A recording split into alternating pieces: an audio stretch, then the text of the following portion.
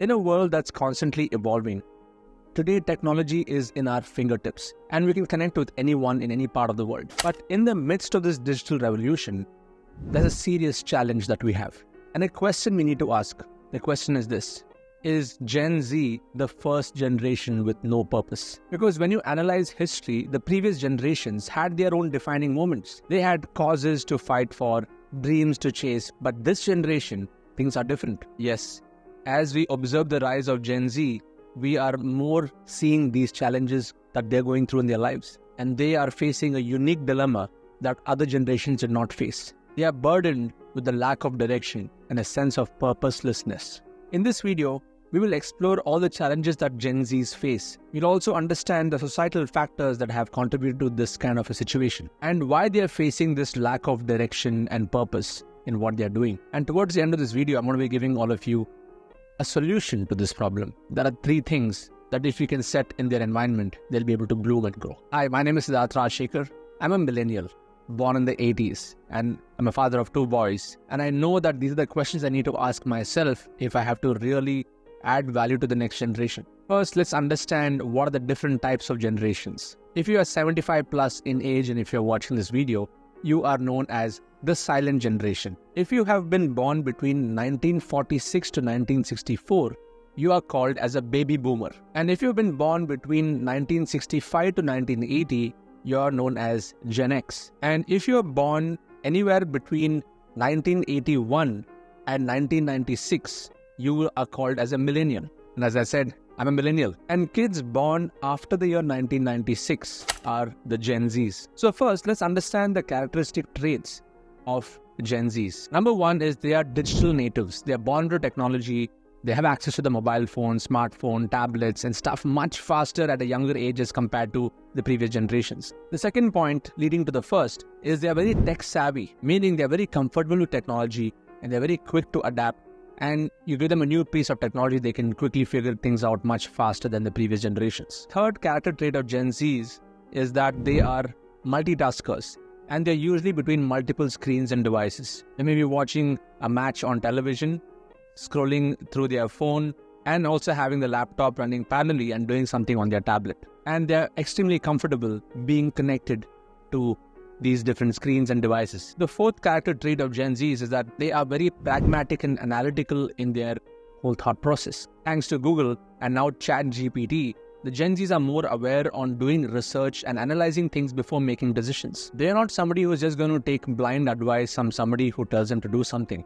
They will do their analysis and they will take decisions based on what they feel is right. The fifth common trait of Gen Zs is they value authenticity, whether it is a personal brand or a business brand. And because of their pragmatic and analytical mind, the more transparent you are with them, the more trust you can actually build with this generation. The sixth trait of Gen Zs is that they are very socially conscious compared to the previous generations. They're quite concerned about climate change, social justice, economic stability, and these are the questions that are running at the back of their mind. The seventh character trait of a Gen Z is that they're very diverse in nature, meaning Gen Zs are ethnically very diverse in nature. You have people from all walks of life who are in this particular segment of society with so many different ethnic backgrounds, but there is a common thread in terms of character traits in spite of them being in different countries of the world. The eighth characteristic trait of Gen Zs is that they are very independent in nature, meaning they are ready to learn on their own. They're ready to be self-reliant, self-dependent because of the access to the internet and the kind of information that they can get from various different places. In other words, they're independent learners and independent thinkers. Which leads me to the trait number 9 is they are very entrepreneurial in nature because of this independent mindset. They are not so bothered about the schooling system and getting a safe and secure job. They want to start something of their own that can add value to this marketplace. A lot of the Gen Zs are interested in personal branding. Many of them are influencers and creators on social media, on YouTube, on podcasts, on Instagram and other platforms. And many of the Gen Zs, they are not really concerned about job security or getting into a multinational company, working over there, unless it's been enforced by the parents. The 10th trait of Gen Zs is that they are very aware of mental health. They are more aware and open to speaking about mental health issues as compared to the previous generations, which used to curb and they never used to speak so much about it. I think in the last few years, the whole aspect of mental health awareness across the world has gone to a whole different level, thanks to the Gen Zs of voicing it out and sharing their experience with the world on what they're actually going through. The 11th trait of Gen Zs is that they're very privacy conscious. Even though they are very open on social media, posting different things, they know exactly how to position themselves in terms of what to post and what not to post. And a lot of Gen Zs seem to value their privacy more than the previous generation,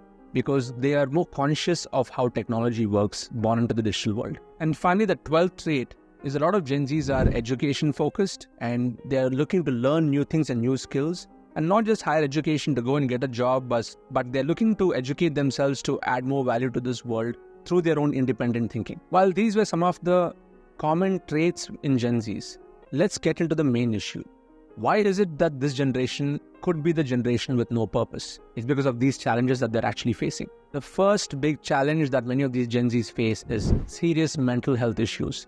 Because of them being born into technology, they're looking at all this stuff happening online. There's this aspect of comparison and low self-worth, low self-esteem, anxiety, depression. This is on the rise because of their state of mind being pulled in all different directions. It's not just about social media, it's also about them being pulled in all directions, even in the global crisis, depending on which part of the world that they may be in. The second big challenge that many of the Gen Zs face is high educational loans, and they're getting into debt at a young age itself.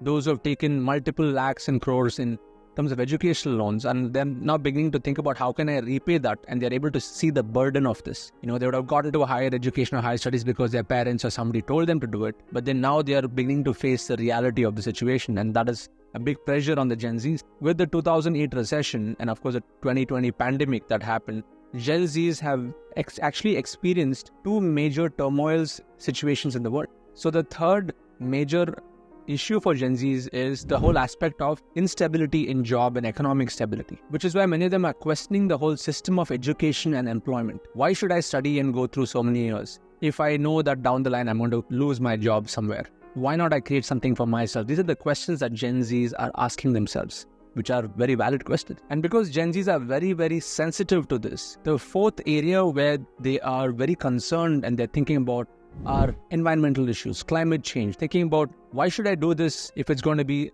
ruining the next generation? How can I be a better contributor to the planet right now? So these are the things that are creating anxieties and fears in the Gen Z generation. Gen Zs are also growing right now at a time where there's a lot of political polarities and social injustice, and many of them end up becoming activists for different causes. Another challenge that Gen Zs face is technology dependence. They're too dependent on technology, and they have the addiction to technology that if you just remove technology from them, they feel lost. They do not know what to do. And this is a serious concern for this generation. And many of the Gen Zs are also able to understand that the time in which they are living right now, where all of us are living right now, is affordability in housing, affordability, like how to speak before, is very different. So they can't be pressured with old age ideologies. I was saying 2 generations before, anyone could go and just buy a house and make that as the ideal standard for a quality life. But today, with housing being so expensive, the whole concept of renting is much better. And Gen Zs are able to understand that, but the previous generation are not able to understand that. So that pressure is being built into the next generation. The previous generation ideologies are being trickled into Gen Z, and Gen Z is not able to accept it. And just as housing affordability is not there, we're also seeing a serious concern in healthcare access and affordability in healthcare. In countries like the US, healthcare is extremely expensive, and Gen Zs living in the US are being affected more than ever before. So while they're being pulled in so many different directions, for Gen Zs, they are living in a time right now where they don't have purpose. They do not know what to do. They do not know whether they should go in this direction or the other direction, and they're pulled in multiple directions. And the question is, how do we provide a space for them to bloom and grow, for them to become contributors to the economy, to become contributors to society, and to create progress, and for them to really feel that every day in their life is worth living? I'm going to give you 3 solutions. It may not be the best solutions, but this is what I could think of if we have to bring Gen Zs on track for them to be who they are. The first thing is, we need to treat Gen Zs with logic. Gen Zs need to be presented information, or they need to understand the logic behind every single thing. Today, they're able to see that there's no logic in going to school for 12, 15 years and then trying to figure out how to start their career. They want a head start. They need a different approach to the game of life. There has to be logic behind every single thing that they need to know. You cannot use fear anymore. You cannot just, pound them with your values or your ideologies based on the past. It has to be relevant and logical to them in the present. The second factor, if you want Gen Zs to be the best version of themselves, is to give them the freedom. The freedom for them to choose who they want to be. The freedom for them to make the mistakes. The freedom for them to decide what they really want in their life. The freedom for them to explore and allow them to go through their own journeys. Give them the freedom without judging them. In other words, don't put them into a box. If you are a parent watching this, and if you don't get this, it's only going to make the situation worse. The third factor to really bring out the best out of Gen Zs is to let them create and bring out their creativity. Today we are living in a world where there's so much that can be created. And creativity is not just about using technology, but it's also creative thinking. Even critical thinking will actually work. In fact, the more you can make them creators, they will start to bloom and grow. Recording videos, setting up a YouTube channel, launching a podcast, getting them to express themselves online, using their creative power. The more we can put them in zones that bring about their creativity, they will start to vent out their emotions and the feelings, whatever they're going through, and that will start to translate in a well-rounded personal development that they're going to go through. So if there's no logic, if there's no freedom for them, and if they're not in the creative zone, they are going to be living purposeless lives. They are going to be burdened with all the pressure that the previous generation is putting on them. And if that continues, there is going to be a moment where they will break and they will not be able to perform at their best. And they will not be able to be contributors to the society. If you are a Gen Z watching this, I would like you to share in the comment box if this is what you're going through and if this is what you're actually facing. And if you're a parent watching this, I would like you to share in the comments on what do you feel about this. Do you feel what I'm sharing here makes sense? Because this is a serious issue that many of us just rub it off under. But I think it's time that we start talking about this more openly, because Gen Z is the generation that's going to make a difference. But if we don't keep these points in mind, it could go worse. It could go to the other side of the spectrum, and I don't want to see that kind of a world. I don't think any one of us should see a world where the most productive generation is purposeless. I hope you found this video useful. My name is Siddharth Rajsekar. Please hit that like button, subscribe to this channel so that you get more information like this. And please share this video with somebody who you feel can benefit from this. Catch you in the next one. Bye-bye.